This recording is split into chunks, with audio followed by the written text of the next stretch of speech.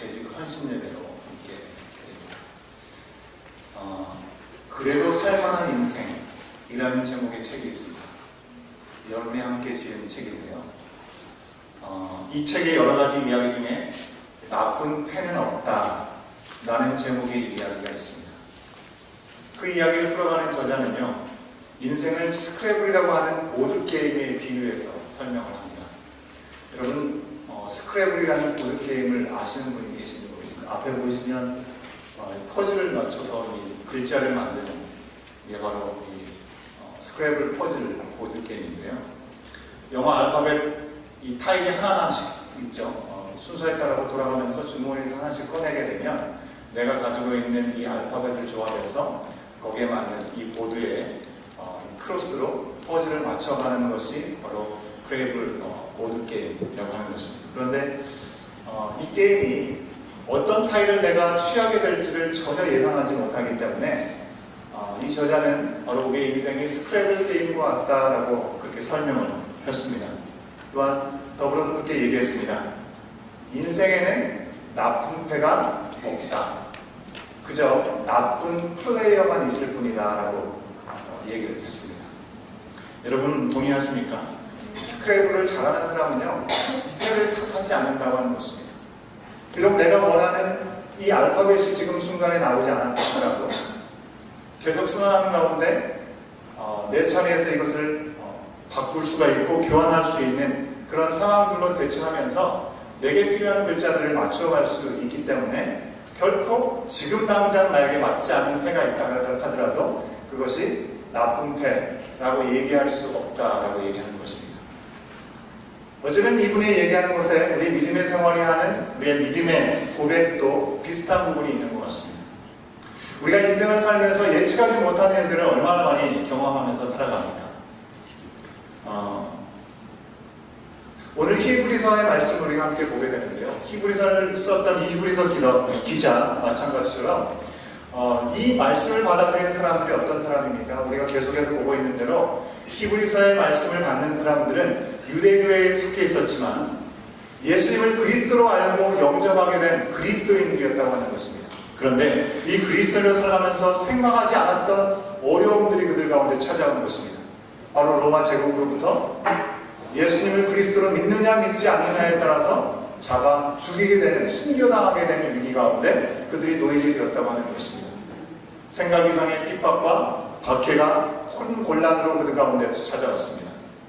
그러니까 타협하게 되는 마음도 있었고 또 이 세상 속으로 빠져드는 것에 그런 유혹에 타협하고 어려운 가운데 그냥 그것이 정말 중요한 것을 놓아버리는 그런 위기 상황 가운데 그들이 놓여지게 되었다고 하는 것입니다. 그래서 히브리서를 기록하는 편지를 기록한 히브리서 저자는요, 그들이 영적인 조난을 당하고 또 표류할 수 있는 상황 가운데 놓이지 않도록 삼가 조심해라 라고 우리가 지난 시간의 말씀을 통해서 함께 살펴봤습니다. 여러분, 예기치 않은 고난이 오게 되면 괴로운 건 당연한 것입니다. 괴롭지만 분명히 그게 끝으로 남겨지게 하시기 위해서 하나님께서 우리 가운데 고난을 허용하신 것은 결단코 아니라는 것을 우리는 기억할 수 있어야 된다는 것이죠.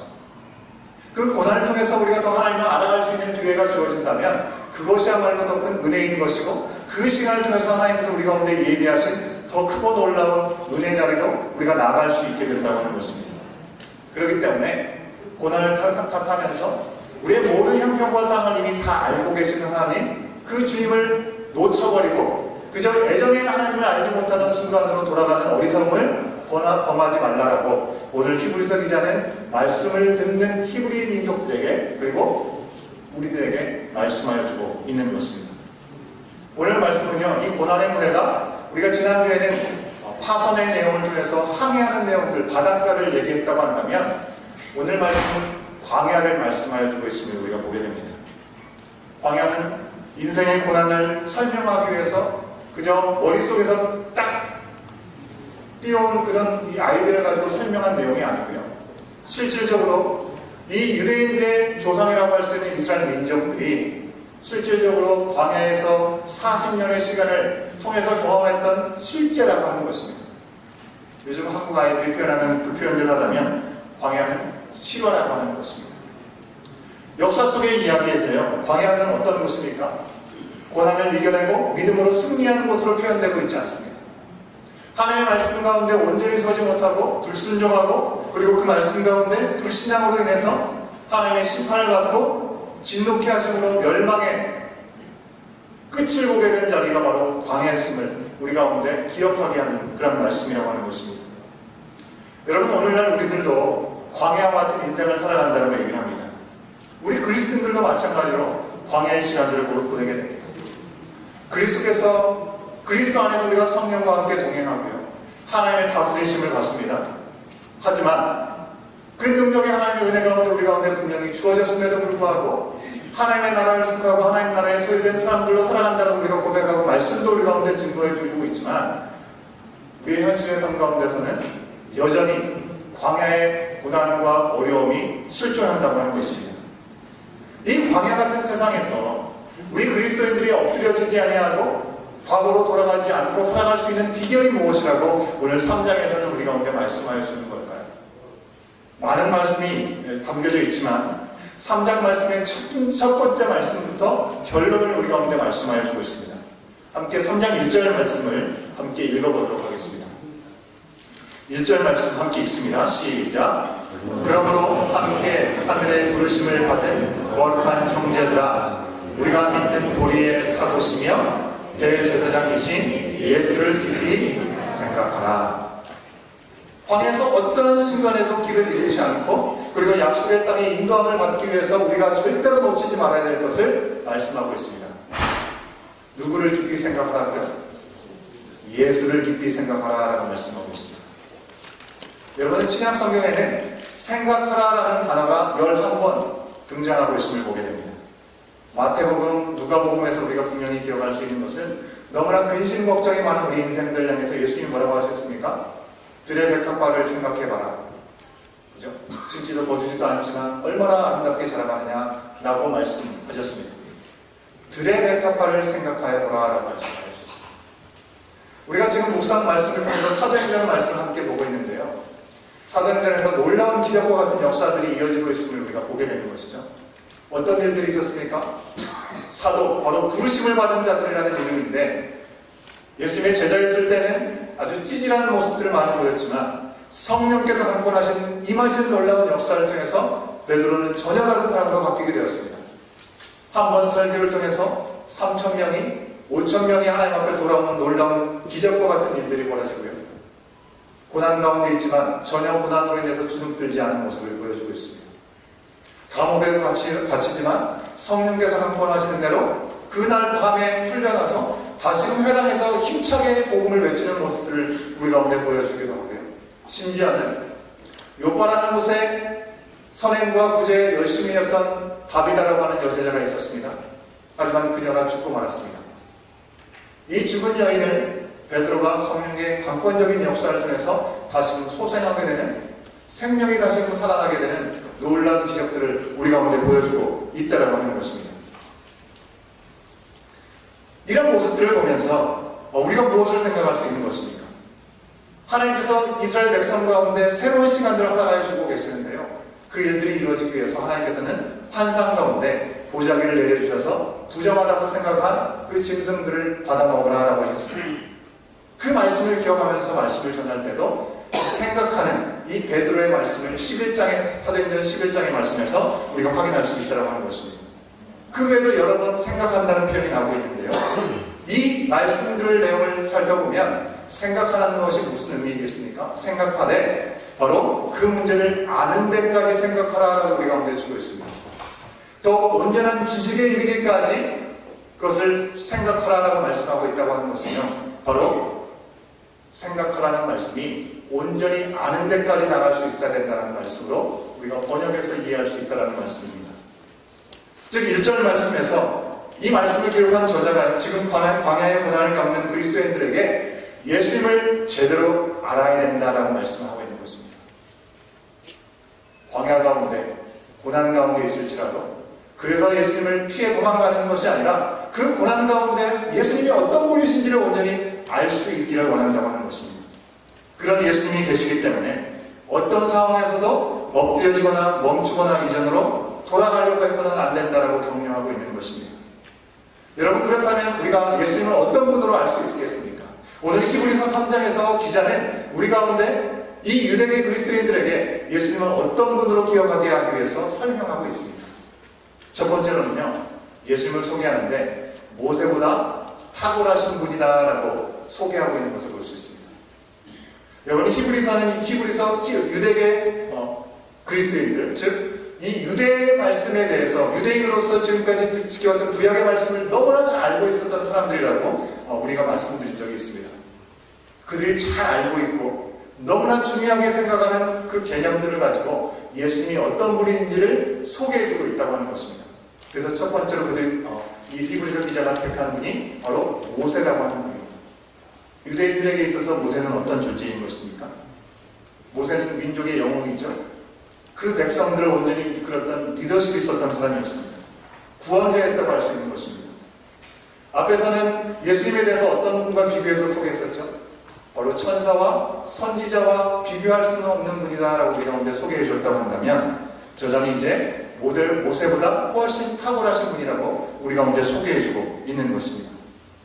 모세는요, 이스라엘이라는 사람이 세웠던 그 가족이 민족으로 세워지기까지 놀라운 시간들을 하나님께서 은혜 베푸셨죠. 그리고 그 민족이 된 이스라엘 백성들이 노예로부터 하나님의 백성의 자리로 옮겨오는데 너무나 중요한 역할을 했던 사람이 바로 모세였다고 하는 것입니다. 그 과정에서 아주 충성되게 하나님 앞에 쓰임받았던 종이었고요, 이스라엘의 리더였습니다. 그러므로 모세는 이스라엘 민족들에게 있어서 너무나도 중요한 사람이라고 하는 것입니다. 기둥과 같은 존재라고 하는 것입니다.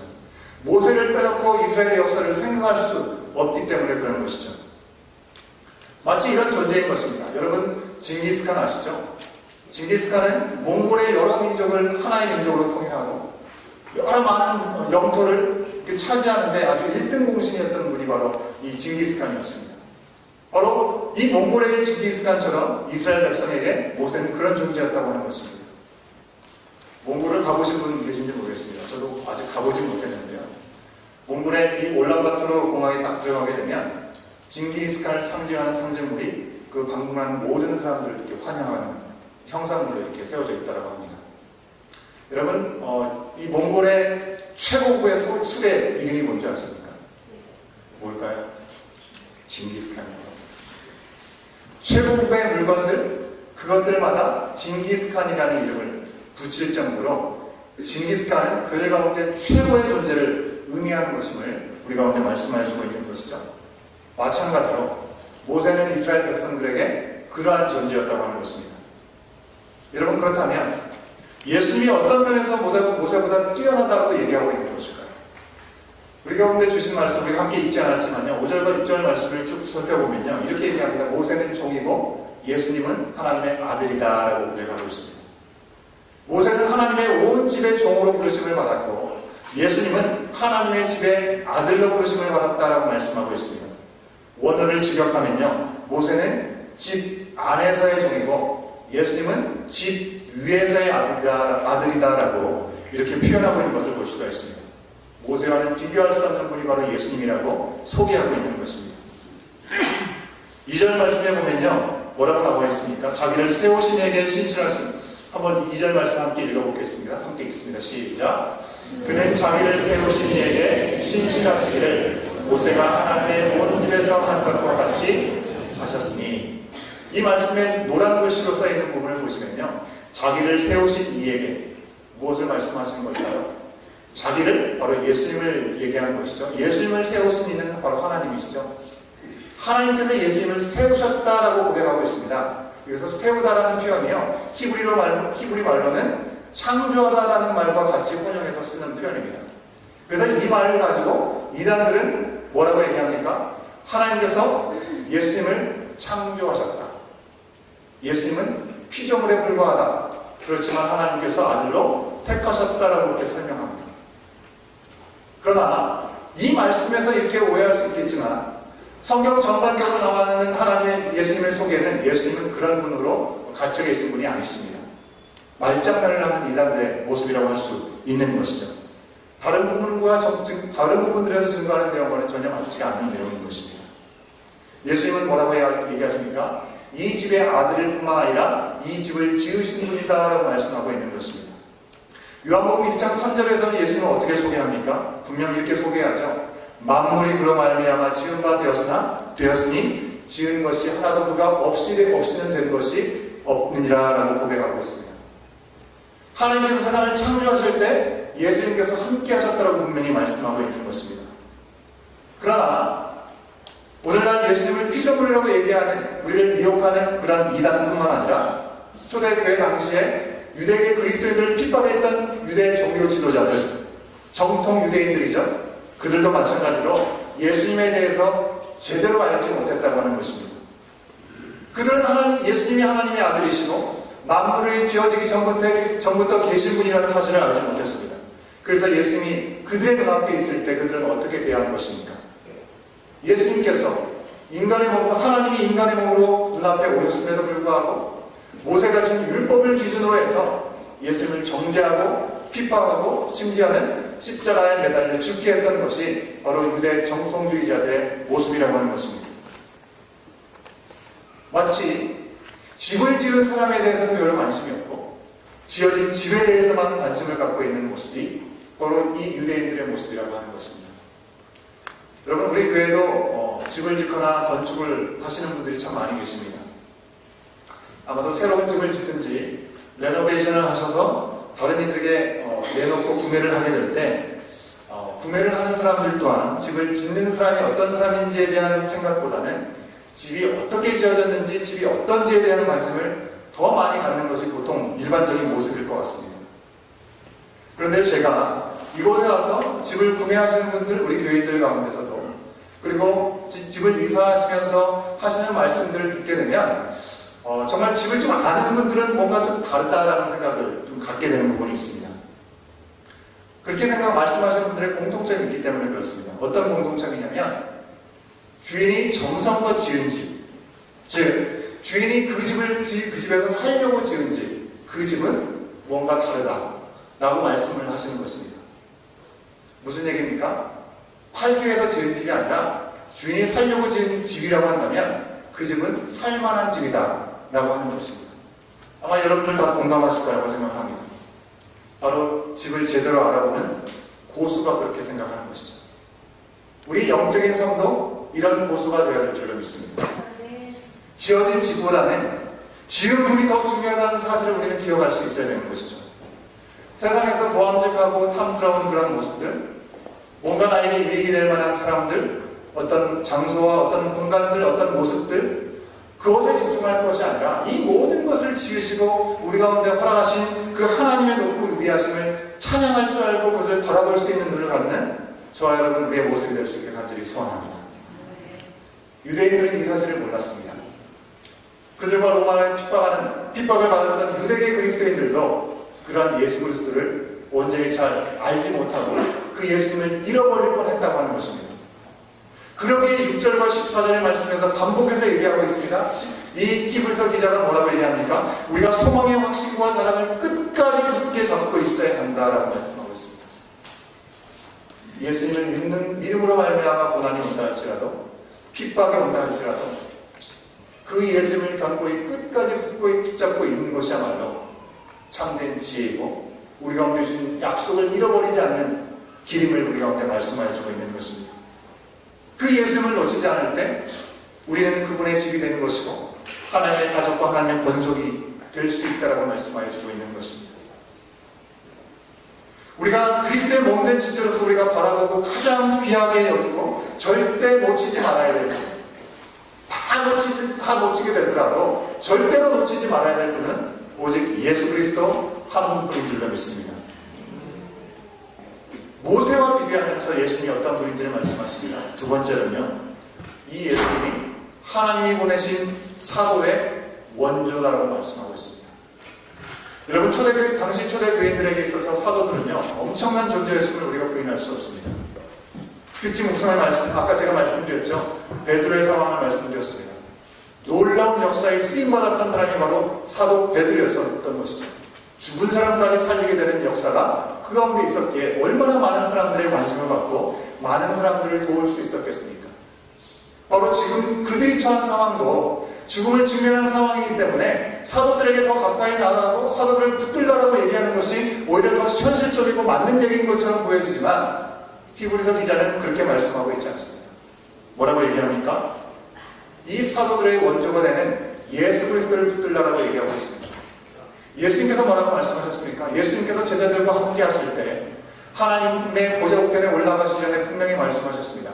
제자들에게 말씀하셨습니다. 바로 요한복음 14장 12절의 말씀을 통해서 주셨다는 말씀이죠.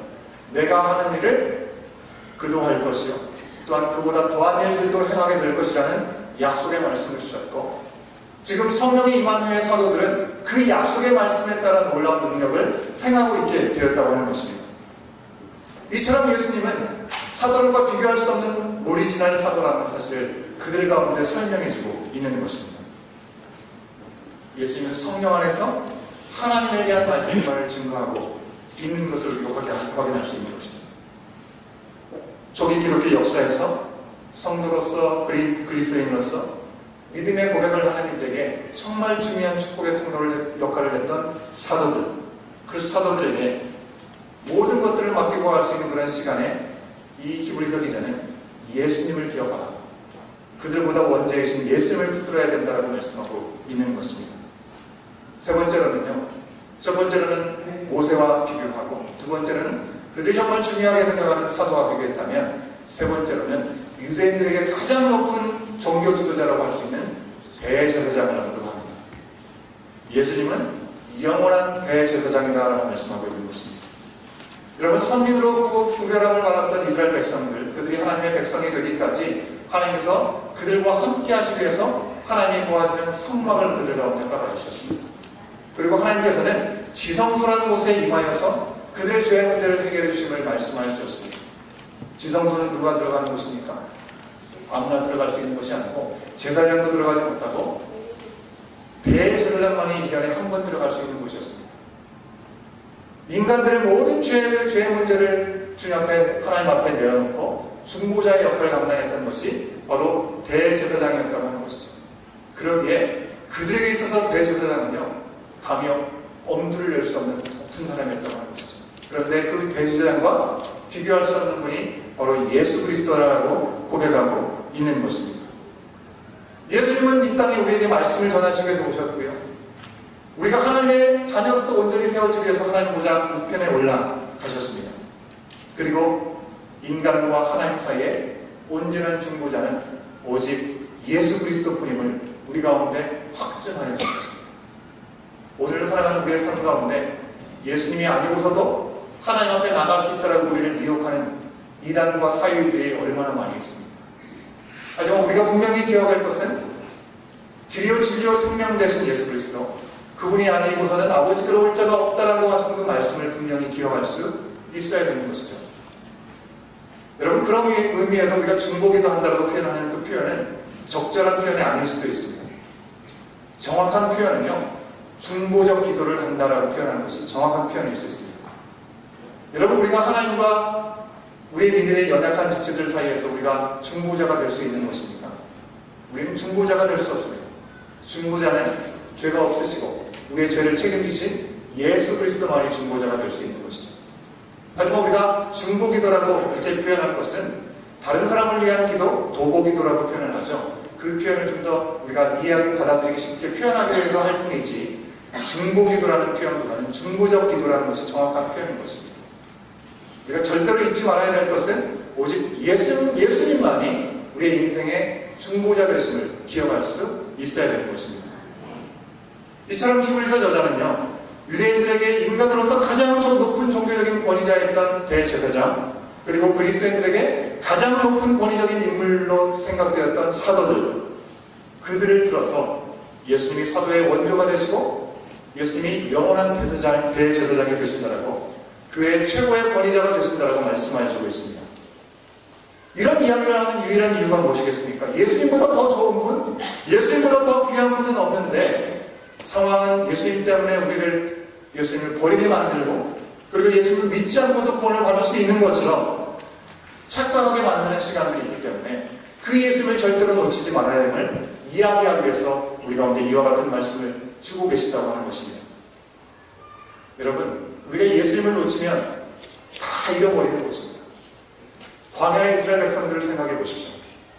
모세를 따르던 사람들이요, 눈앞에 내 필요한 요구가 채워지지 않을 때, 원망과 불평을 일삼았을 때 그들은 어떻게 되었습니까? 멸망의 자리로 내려갈 수밖에 없었습니다. 가나안 땅에 들어갈 수 없었음을 우리는 분명히 기억할 수 있어야 되는 것입니다. 예수님은 잃어버리는 것이 약속의 땅을 잃어버리는 것과 같은 일이라고 오늘 말씀이 우리 가운데 이야기해주고 있는 것입니다. 그리고 동시에 뭐라고 얘기합니까?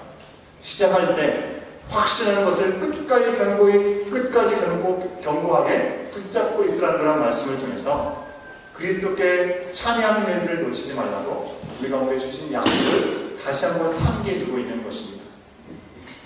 여러분 생각해 보십시오. 가룟 유다가 하나님 앞에 온전했는데 그가 사탄의 미혹을 받아서 멸망의 자리로 내려간 것일까요?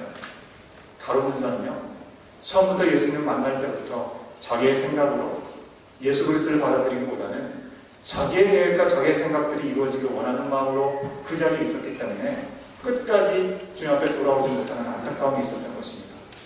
하지만 처음 사랑을 경험하고 처음 하나님의 마음을 경험한 우리들이라고 한다면 우리가 중간에 연약한 모습이 보인다 할지라도 하나님의 말씀을 온전히 붙잡고 예수 그리스도를 놓치지 않는 견고한 믿음을 우리가 놓치지 않기를 사모할 때 영원한 하나님의 그 놀라운 약속을 우리는 모두 누리게 될 줄로 믿습니다.